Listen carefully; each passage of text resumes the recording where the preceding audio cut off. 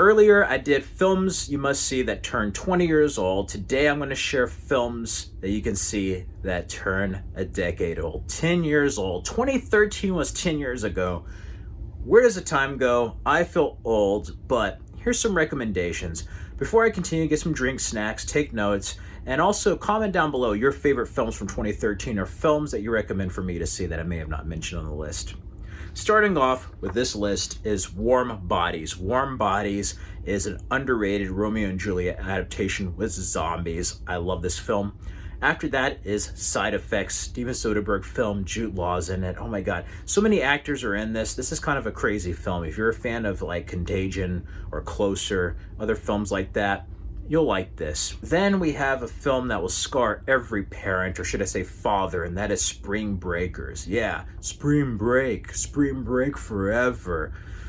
Oh my god, Selena Gomez is in this, but you have Vanessa Hudgens. Like, this is just a fucked up movie, man. James Franco is unrecognizable. That scene where they're just having like foreplay with each other with a gun in his mouth is just like disturbing. Like, this whole movie is just off the chain, and just like every parent's worst nightmare of like, hey, don't let your daughters out of your sight and don't let them go by themselves anywhere in spring break, because it's either gonna be like Girls Gone Wild or what you see in this film. Seriously. Going with that is Sofia Coppola's film The Bling Ring. Emma Watson, that famous dance scene based on some true story, like them trying to rob Paris Hilton's place.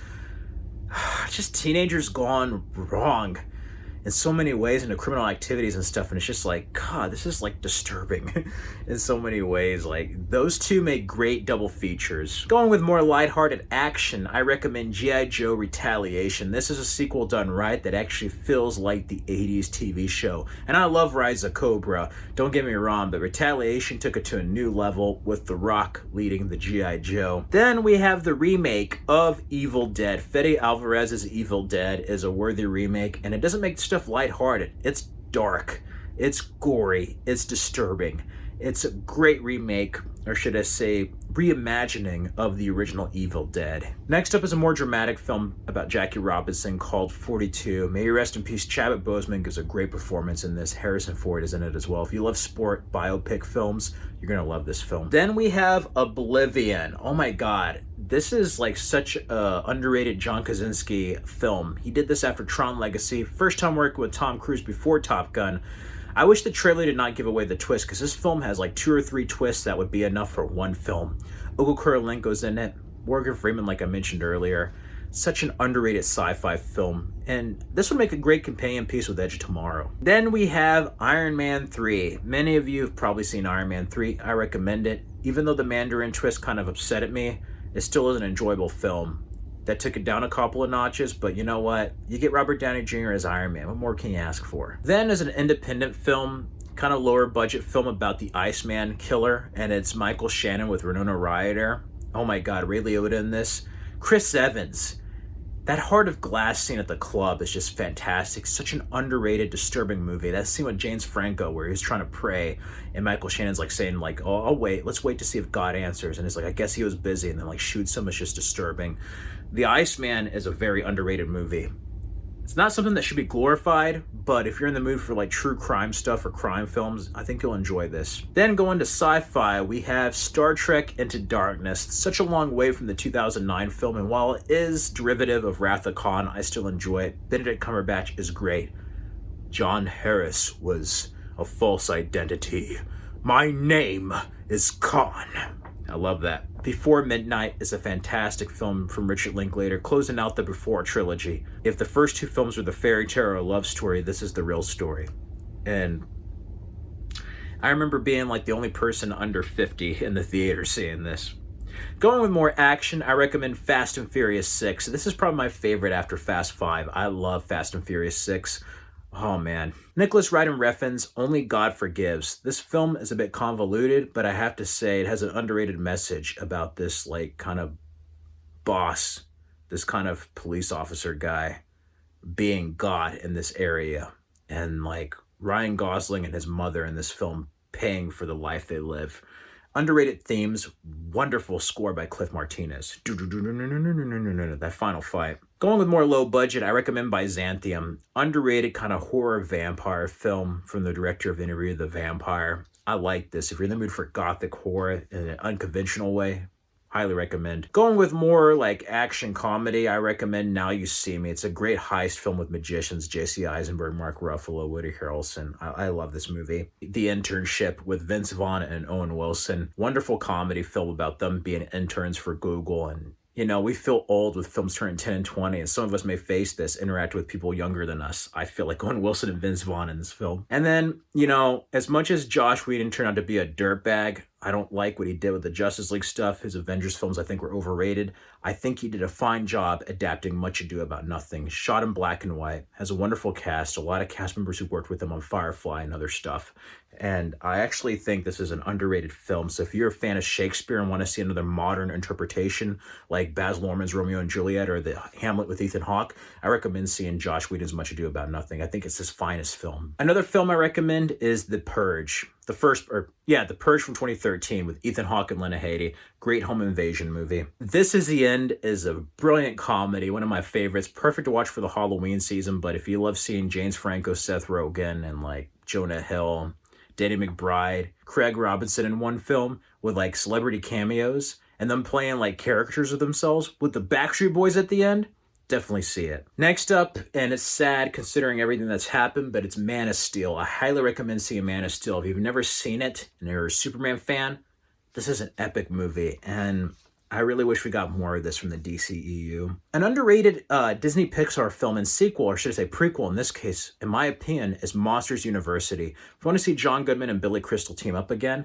highly recommend seeing this film. Such a wonderful film. Next is a zombie film, World War Z. While it's not the novel, I still enjoyed it with its I Am Legend moments, but I highly recommend checking out the unrated version. It's basically rated R. It's not the PG-13 version that they released in theaters. The unrated version of this is awesome. If you're a fan of McCarthy and like Sandra Bullock, I recommend The Heat. This is such a funny film, buddy female cop film. I mean, that part where they're talking is like, are you a knock? And they're making fun of the Boston accents. And they're trying to call him a narc. And it's like, you sure you're not a knock? And like that whole part, a knock. I don't know. It just has some crazy moments. If you love films like The Other Guys, you're going to love this film. Stuck in Love is an underrated film, originally titled Riders. I love this movie. Greg Kinnear, Jennifer Connelly, and then Logan Lerman and Lily Collins. Like, this is such a good movie. And any hopeless romantic out there will enjoy this.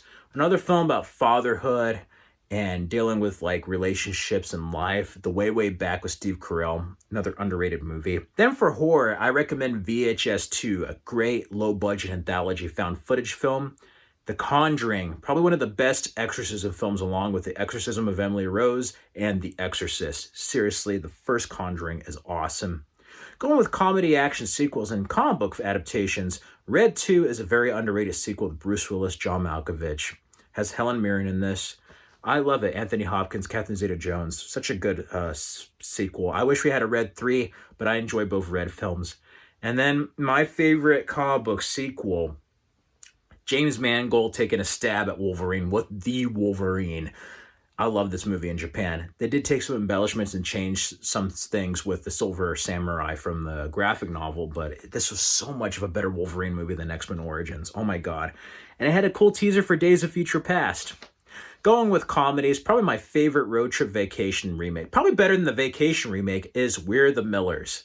Such a hilarious film. Will Powder, Emma Roberts, but then Jason Sudeikis and Jennifer Aniston. Like, this film is hysterical. I love this film. Going with more drama, I recommend seeing Lee Daniels' The Butler, starring Forrest Whitaker. That's a really heavy movie. And then going kind of like We're the Millers, but action comedy route, is The Family, starring Robert De Niro and Michelle Pfeiffer. They're in the Witness Protection Program. Tommy Lee Jones is an agent. This is a really underrated kind of crime comedy. Continuing horror films with Patrick Wilson and James Wan's involvement, Insidious 2 is absolute insanity. I liked Insidious 1 more at the time, but Insidious 2 has aged very well. So if you've never seen any of the Insidious films, I highly recommend checking out the first two. Then for more of like a rom-com kind of sex addict dramedy, I recommend Don John, starring Joseph Gordon-Levitt. Yeah, he plays kind of a douchebag, but it deals about like sex addiction or porn addiction and like relationships and what meaningful relationships are like. It's very adult. Tony Danza plays his father. Great role from him. But you have Scarlett Johansson. Yeah, believe it. He has a relationship that doesn't work with Scarlett Johansson. Like, really? In the meantime, though, you get to see him hook up with an older woman, with Julianne Moore, and have a relationship that's more about porn addiction and sex. It's about like meaningful stuff, about real intimacy between two people. And it's a very underrated tale. Is it the best it could have been? No, but it's a very underrated film directed by Joseph Gordon-Levitt. After that, I recommend Escape Plan. What more can you ask for? Sylvester Stallone and Arnold Schwarzenegger teaming up in a prison escape movie. Next up, and I didn't see these films until 2014, but a very underrated rom-com, kind of drama, really, About Time. I love this movie. The scene with him and his father breaks my heart, but this is such a great film from the writer of Notting Hill and Four Weddings and a Funeral. Like, definitely check out About Time. Dallas Buyers Club. It's crazy that this film was based on a true story, and it deals with the AIDS epidemic. Oh my God. This is just a sad movie if you're in the mood for like Oscar drama films. And then going with novel adaptations, I highly recommend seeing Ender's Game. Is it the novel? Hell no. It's not the novel by Orson Scott Card, but it's a very underrated film. Harrison Ford's in it. I love it. It got a bad rap, and I think it's much better than people give it credit for. Again, with novel adaptations, while I think the first one's a superior film, Hunger Games: Catching Fire really set up a lot of stuff. May he rest in peace, Philip Seymour Hoffman in his last role. That ending just leaves you wanting more. It's a shame that they dropped the ball with the third one, because Catching Fire set up a really good finale. People should let it go, but if you're in the mood for a kid's film that you haven't seen, check out what Frozen's all about. Next up for dramas, I recommend Inside Llewyn Davis. Great film and performance from Oscar Isaac playing this musician. Wonderful indie film. Next up, we have David O. Russell's American Hustle. I love American Hustle. Silver Linings Playbook was before this, but Christian Bale is excellent here with Amy Adams and Bradley Cooper and Jennifer Lawrence. I hated Jennifer Lawrence in this film, but it's such a good film. If you're in the mood for like films that are like Silver Linings Playbook, or should I say Amsterdam, and like the Adam McKay films like Vice and stuff, and like The Big Short, I think you'll enjoy American Hustle. Going with The Hobbit, I don't think the adaptations were the best, but I recommend The Desolation of Smaug. It had elements of the book while also adding embellishments that actually worked with Legolas, Gandalf, Sauron. I like Desolation of Smaug. Next up is kind of a drama rom-com in an unconventional way with Her. Joaquin Phoenix looks like a freaking rapist pedophile on that cover, but I assure you, this movie is like a really good movie about technology. And again, like Don John, about intimacy between two people, but then how technology gets in the way. It's really a story about human connection. Then, speaking of connection, I really related to Secret Life of Walter Mitty, a wonderful drama directed by Ben Stiller. This film broke my heart. I mean, this is my life in many ways. This and Perks of a Wallflower ruined me. I mean, if you're an introvert or you have gone through heartbreak, this film's going to really royally screw you up. But it's an inspiring and uplifting film about like taking chances in life and just learning to appreciate everything around you. Last up, and I can't believe this film turns 10, The Wolf of Wall Street. Yeah, a very raunchy movie, but I love it because like Leo DiCaprio and Margot Robbie give great performances. Jonah Hill is like unrecognizable in this. You have John Bernthal. But also Martin Scorsese manages to make a crime film, even though it's not about the mafia. It's still a crime film. I love it. Anyway, that does it for films you can see that turn 10 years old. Let me know some films of yours that you love from 2013. Let me know if I missed some. Have some recommendations. Comment down below. In the meantime, you can subscribe for more videos and check out these other videos for more content.